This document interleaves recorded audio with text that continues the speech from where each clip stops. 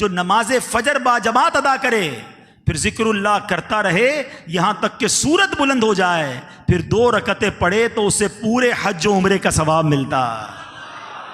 ہاں 2 رکعت میں حج و عمرے کا ثواب ہے۔ اللہ کرے یہ چاشت کے نوافل میں نصیب ہو جائیں۔ پھر فرمایا جو چاشت کی 2 رکعتیں پابندی کے ساتھ ادا کرتا رہے اس کے گناہ معاف کر دیے جائیں گے، اگرچہ سمندر کی جھاگ کے برابر ہو۔ نماز فجر کے بعد جس نے سینے پر ہاتھ رکھ کر 71 ٹائمز اس اسم کو یعنی یا فتاحو یہ پڑھا تو اس کا دل پاک اور منور ہو جائے گا، اس کا کام آسان ہو جائے گا اور اس کی برکت سے رزق میں بھی وسعت ہوگی۔ اور دوسرا ہے العلیم، اس اسم مبارک کا خاصہ یہ ہے کہ اس کا ورد کرتے رہنے والے کو علم اور معرفت حاصل ہوگی۔ یہ بھی پڑھتے رہا کریں، العلیم العلیم العلیم۔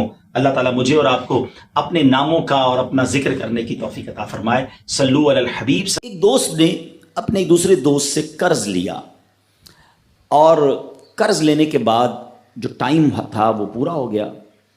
اب پیسے اس نے نہیں لوٹائے، بڑی کوشش کی اس نے کہ بھائی میری رقم واپس دے دیں، اس نے نہیں دیا۔ اب وہ یہ کیس لے کر عدالت میں چلا گیا اور جج صاحب سے جا کر اس نے کہا کہ اس نے میرے پیسے دینے اور یہ میری رقم نہیں لوٹا رہا۔ تو جج صاحب نے کہا کہ تمہارے پاس 30 دن ہیں، ودن 30 days تم نے اس کے پیسے واپس لوٹانے ہیں ورنہ پھر تمہارے خلاف فیصلہ ہو جائے گا۔ تو وہ شخص گھر گیا۔ اب اس نے کیا کیا، اس نے صبح سے لے کر شام تک درود پاک پڑھنا شروع کر دیے۔ 1 دن 2 دن 3 دن 27 دن ہو گئے، وہ درود پڑھتا رہا اور انتظار کرتا رہا۔ پیسے تو تھے نہیں، 30ویں دن عدالت میں پیش ہونا تھا۔ 27 دن گزر گئے، 28ویں رات آ گئی۔ خواب میں اس کو کسی نے آواز دی کہ گھبراؤ نہیں، تمہارا قرض ادا ہو جائے گا۔ اگلے دن پھر درود پاک پڑھتا رہا۔ اب نبی پاک کی خواب میں زیارت ہوئی، آقا علیہ الصلوۃ والسلام تشریف لائے، فرمایا گھبراؤ نہیں، تمہارا قرض ادا ہو جائے گا، تم علی بن عیسیٰ وزیر کے پاس جاؤ اور اس سے کہو وہ تمہارا قرض ادا کر دے گا۔ اب جب صبح اٹھا تو بہت خوش کہ نبی پاک کی زیارت مجھے ہو گئی، لیکن پھر خیال آیا کہ میں اگر وزیر صاحب کے پاس گیا اور انہوں نے مجھ سے کوئی ایویڈنس مانگ لیا، کوئی پروف مانگا کہ میں کیسے مان لوں تمہیں نبی پاک نے بھیجا ہے، تو اس بات پر تو میرے پاس کوئی دلیل نہیں ہے۔ اب 30ویں رات آ گئی، آخری رات ہے، صبح عدالت میں جانا ہے۔ درود پاک پڑھتے پڑھتے سو گیا۔ سرور کائنات علیہ الصلوۃ والسلام نے خواب میں پھر کرم فرمایا، فرمایا علی بن عیسیٰ وزیر کے پاس جاؤ، وہ تمہارا قرض ادا کر دے گا۔ کہ حضور میں چلا تو جاتا، مگر اگر وہ مجھ سے یہ کوئی پروف مانگتا، کوئی ایویڈنس مانگتا تو میں کیا جواب دیتا۔ پیارے آقا علیہ الصلوۃ والسلام نے فرمایا کہ ایسا کرو، اسے یہ کہنا کہ آپ کا ایک راز ہے جو آپ جانتے ہیں اور رب جانتا ہے، اور وہ راز یہ ہے کہ آپ روزانہ فجر کے بعد 5000 بار درود پاک پڑھتے ہیں، اور جب تک درود پاک مکمل نہیں ہوتے آپ کسی سے بات نہیں کرتے۔ اب جب صبح اٹھا تو بہت مطمئن کہ اب تو دلیل بھی آ گئی ہے، پہنچ گیا صبح علی بن عیسیٰ وزیر کے پاس، اس کا دربار لگا ہوا ہے۔ اس نے پیغام بھجوایا کہ میں علی بن عیسیٰ وزیر صاحب سے اکیلے میں ملنا چاہتا ہوں، پیغام لایا ہوں۔ درباری نے آ کر پوچھا، وزیر صاحب پوچھ رہے ہیں کس کا پیغام لائے ہو؟ کہا میں نبی پاک علیہ الصلوۃ والسلام کا پیغام لایا ہوں۔ فوراً وزیر صاحب نے بلا لیا، کہا فرمائیے۔ کہا مجھے میرے آقا علیہ الصلوۃ والسلام نے کہا ہے کہ آپ میرا قرض ادا کر دیں، میں 3000 دینار کا مقروض ہوں، today is the last day in the court, آج مجھے کورٹ میں پیش ہونا ہے، اگر آج میں نے اپنا قرض ادا نہ کیا تو مجھے جو ہے وہ سزا ہو سکتی ہے۔ علی بن عیسیٰ کہتا ہے میں بالکل آپ کا قرض تو ادا کر سکتا ہوں، مگر مجھے کیسے پتہ چلے، کوئی دلیل ہے، کوئی پروف ہے کہ آپ کو نبی پاک علیہ الصلوۃ والسلام نے بھیجا ہے؟ کہتا ہے ہاں خالی ہاتھ نہیں آیا، آقا نے دلیل بھی عطا فرمائی ہے۔ اچھا بتائیے کیا دلیل ہے؟ کا دلیل یہ ہے کہ آپ کا ایک راز ہے جو صرف آپ جانتے ہیں اور آپ کا رب جانتا ہے۔ 5000 ٹائمز ڈیلی آپ درود پاک پڑھتے ہیں فجر کے بعد، اور جب تک یہ درود پورے نہیں ہوتے آپ کسی سے بات نہیں کرتے۔ آپ ذرا پہلے تھوڑی دیر کے لیے امیجن کریں کہ جو وزیر 5000 بار روز درود پڑھتا ہوگا وہ عاشق رسول کیسا ہوگا۔ اس کی تو لاٹری نکل آئی نا، وہ تو خوشی سے جھوم اٹھا، کہتا ہے مرحبا یا رسول اللہ، میرے درود پاک قبول ہو گئے، بہت خوش۔ اب ابھی بیٹھے ہیں آپ، کمرے میں گیا، واپس آیا اور 3000 نہیں 9000 دینار لے کر آیا۔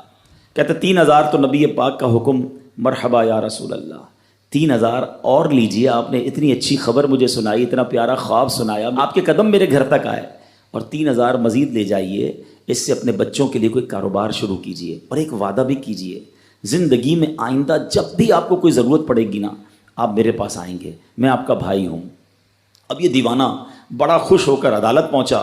اچھا everybody expecting over there, سب یہ سوچ رہے تھے کہ یہ اس نے آج گرفتار ہی ہونا ہے, کیونکہ تھا ہی کچھ نہیں اس کے پاس, پہلے ہی کہہ دیا تھا کہ میں کولیپس ہو گیا ہوں. اب عدالت میں جاتے ہی اس نے 3000 دینار جج صاحب کو دے دیے کہ صاحب اس کا میرا قرضہ ادا کر دیں, میں جو ہے وہ اپنے قرضے سے بری ہونا چاہتا ہوں. جج صاحب ہوتے ہیں, انہوں نے کہا قرضہ تو ادا کر دیں گے, پہلے بتاؤ پیسے لائے کدھر سے ہو؟ تم تو کہتے تھے پیسے نہیں تھے تمہارے پاس, اتنی بڑی رقم کیسے انتظام کی؟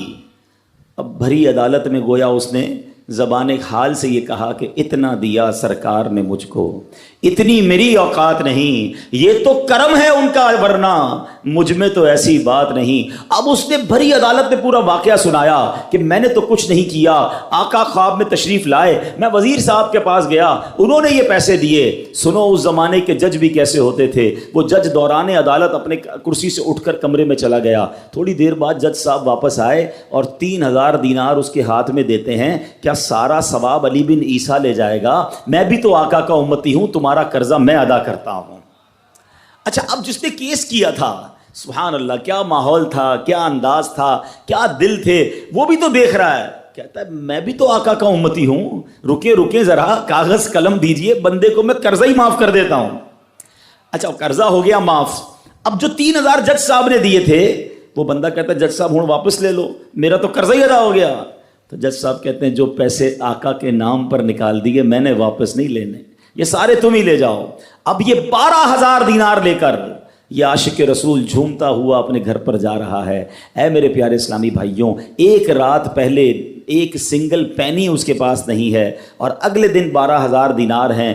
درود پاک وہ وظیفہ ہے جو دل سے پڑھا جائے تو سبحان اللہ یہ مصیبتوں کو ٹالنے والا وظیفہ ہے, یہ پریشانیوں کو دور کرنے والا وظیفہ ہے. اور یہ میں نہیں کہہ رہا, خود سرور کائنات علیہ الصلوۃ والسلام کی حدیث ہے جس کا مضمون ہے کہ جو پریشانیوں میں ہو, جو مصیبتوں میں ہو, اس کو چاہیے کہ مجھ پر درود پڑھے, کہ درود پریشانیوں کو لے جاتا ہے, مصیبتوں کو لے جاتا ہے. ایک شاعر نے کیا خوب لکھا ہے, اور واقعی حق لکھا ہے, ہر درد کی دوا ہے صلی علی محمد, ہر درد کی دوا ہے صلی علی محمد, تعویذ ہر بلا ہے صلی علی محمد. تو ہمیں چاہیے, خاص طور پہ ربیع الاول کا مہینہ ہے, کثرت سے درود پاک پڑھیں. اسلام کی تعلیم اور اشاعت کا سلسلہ شروع کیا تو مکہ مبارک میں جتنا عرصہ رہے اس وقت تک بھی مسلمان بیت المقدس کی طرف رخ کر کے عبادت کرتے تھے. پھر نبی پاک علیہ الصلوۃ والسلام نے مدینے کی طرف ہجرت فرمائی, اور ہجرت کے بعد مدینہ منورہ میں بھی مسلمان 16 یا 17 مہینے تک بیت المقدس کی طرف رخ کر کے نمازیں پڑھتے رہے. ہجرت کے 1 سال 5.5 مہینے کے بعد 15ویں رجب پیر کے دن مسجد بنی سلمہ میں نماز ظہر کے درمیان قبلے کی تبدیلی ہوئی, اور اللہ پاک نے پیارے آقا علیہ الصلوۃ والسلام کی خواہش کے مطابق مسلمانوں کا جو کعبہ ہے, قبلہ ہے, وہ کعبہ کو فرما دیا, اور اب مسلمان کعبے کی طرف رک کر کے نماز ادا کرنے لگے. اس مقام پر آج بھی مسجد قبلتین قائم ہے. حضرت سلیمان علیہ الصلوۃ والسلام کے بعد بنی اسرائیل کے زوال کے ساتھ ہی بنی اسرائیل 2 حصوں میں منقسم ہو گئے, تقسیم ہو گئے. ہیکل سلیمانی کی عزت میں بھی کمی آ گئی.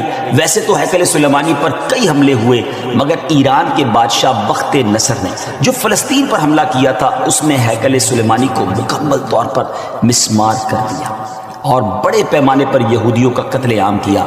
تورات جلا دی گئی, اور اس وقت یہودی غلاموں کو دریائے فرات کے کنارے آباد کیا گیا, اور انہوں نے اس بستی کا نام تل ابیب رکھا.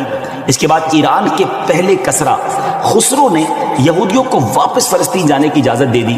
تب وہ جنوبی فلسطین میں آ کر آباد ہوئے اور ہیکل سلیمانی کی اثر نو تعمیر کی, مگر یہ تعمیر بھی زیادہ عرصے قائم نہ رہ سکی, اور 70 عیسوی میں روم کے بادشاہ توتس نے ایک مرتبہ پھر ہیکل سلیمانی پر حملہ کیا, اسے مسمار کر دیا, اور یہودیوں کو فلسطین کے جنوبی حصے سے بھی نکال دیا.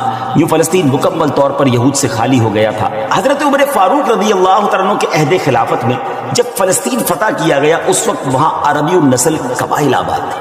اسلامی لشکر کے سپہ سالار سیدنا ابو عبیدہ بن جراح رضی اللہ تعالیٰ عنہ نے فتح یرموک کے بعد اسلامی لشکر کے ساتھ آپ دمشق آ چکے تھے. آپ نے اپنے اصحاب سے مشورہ کیا کہ قیصاریہ روانہ ہو یا بیت المقدس. حضرت سیدنا معاذ بن جبل رضی اللہ تعالیٰ عنہ کے مشورے پر عمل کرتے ہوئے سیدنا فاروق اعظم رضی اللہ تعالیٰ عنہ کی بارگاہ میں ایک مکتوب روانہ کیا گیا, دونوں شہروں میں سے کس شہر کا انتخاب کیا جائے. سیدنا فاروق اعظم رضی اللہ تعالیٰ عنہ نے جلیل القدر صحابہ کرام علیہ رضوان سے جب مشورہ کیا تو مولا علی شیر خدا کرم اللہ تعالیٰ وجہ الکریم نے فرمایا کہ اے امیر المومنین، آپ اسلامی لشکر کو بیت المقدس کی طرف روانگی کا حکم دیں، وہ پہلے بیت المقدس کو فتح کرے پھر کساریہ کی طرف جائیں، کیونکہ رسول پاک علیہ السلام نے پہلے مجھے بیت المقدس کی فتح اور بعد میں کساریہ کی فتح کی خوشخبری دی تھی۔ یہ سن کر سیدنا فاروق اعظم رضی اللہ تعالیٰ نے فرمایا اے ابو الحسن، آپ نے سچ کہا۔ پھر سیدنا ابو عبیدہ بن جراح رضی اللہ تعالیٰ کی طرف پہلے بیت المقدس اور پھر کیساریہ روانگی کا حکم لکھ کر روانہ کر دیا۔ ڈیئر ویورز، ہے نا بڑی عجیب داستان، بڑی ایمان افروز داستان۔ سیدنا ابو عبیدہ بن جراح رضی اللہ تعالیٰ کو جیسے ہی امیر المومنین کا مکتوب ملا، آپ نے روزانہ 5000 مجاہدین لشکر بیت المقدس روانہ شروع کر دی، یعنی 5000 مجاہدین ڈیلی روانہ ہوئے۔ بیت المقدس کا جو قلعہ تھا، جو فورٹ تھا، وہ بڑا مضبوط تھا۔ رومیوں نے یرموک کا حال سن کر پوری تیاری کر رکھی تھی۔ اسلامی لشکر کے جاتے ہی انہوں نے قلعے کا محاصرہ کیا، اس کو سراؤنڈ کر لیا۔ حضرت ابو عبیدہ بن جراح رضی اللہ تعالیٰ کے حکم سے روزانہ اس فورٹ پر، اس قلعے پر حملہ کیا جاتا۔ 11 دن تک حملہ کرتے رہے، مگر کوئی خاص پیش رفت نہ ہوئی، کوئی پروگرس نہ ہو رہی تھی۔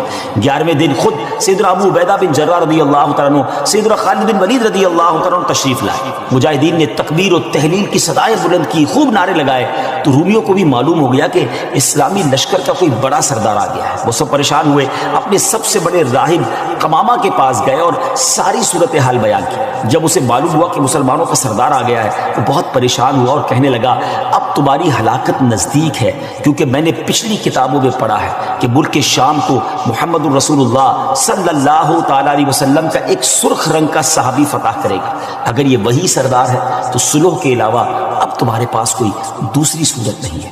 پھر وہ اسلامی لشکر کے سپہ سالار کو دیکھنے کے لیے قلعے کے دیوار پر آیا، سیدنا ابو عبیدہ بن جراح رضی اللہ تعالیٰ کو بلایا۔ آپ رضی اللہ تعالیٰ جب آگے گئے تو ان سے بھی وہی بات کی۔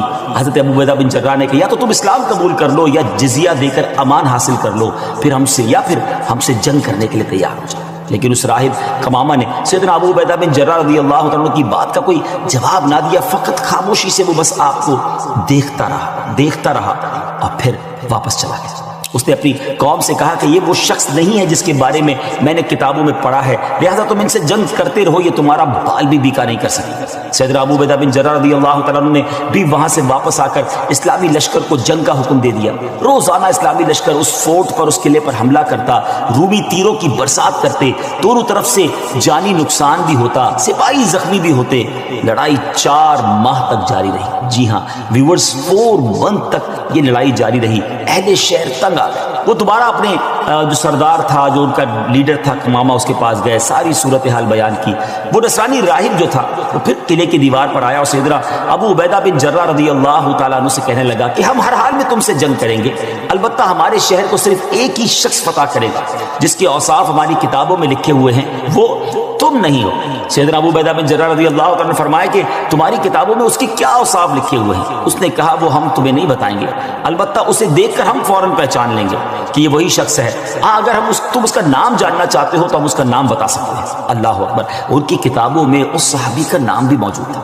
آپ رضی اللہ تعالیٰ نے فرمایا کہ ٹھیک ہے، تم اس کا نام ہی بتا دو۔ اس نصرانی راہب نے کہا کہ جو شخص ہمارے اس شہر کو فتح کرے گا وہ محمد الرسول اللہ صلی اللہ تعالیٰ علیہ وسلم کا صحابی ہوگا، اور اس کا نام عمر بن خطاب ہے، جو فاروق کے لقب سے مشہور ہوگا، اور وہ نہایت سخت گیر ہوگا، اللہ کے کاموں میں کسی ملامت کرنے والے کی ملامت کی پرواہ نہ کرے گا۔ سیدنا ابو عبیدہ بن جراح رضی اللہ تعالیٰ نے جیسے ہی یہ سنا